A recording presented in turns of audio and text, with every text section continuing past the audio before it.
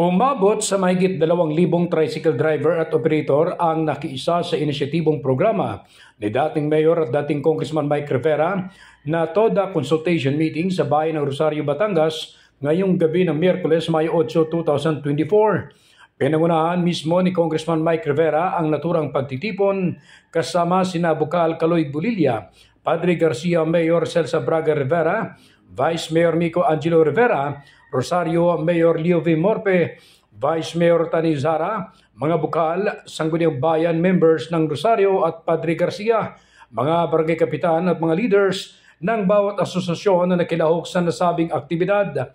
Sa mensahe ni Congressman Mike Rivera sa harap ng mga TODA members, binigyan din ito ang kanyang intensyon kung bakit siya tatakbo sa 2025 bilang gobernador dahil gusto niyang baguhin ang health system sa buong probinsya ng Batangas upang madaming mga mahihirap na mga Batanggenyo ang mabigyan ng sincero at totoong tulong na makaahon ang bawat isa sa kanilang pamumuhay.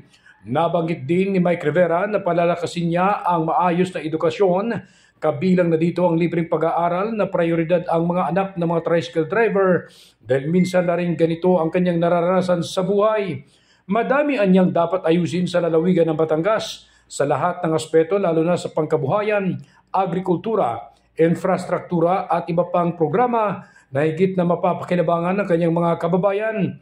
Kasabay nito, nagsanib puwersang maghatid ng ayudang tulong ang LGU Rosario at Pamilya Rivera sa mga TODA members na namahagi ito ng mga bigas upang may maiuwi sa kanilang kanya-kanyang tahanan.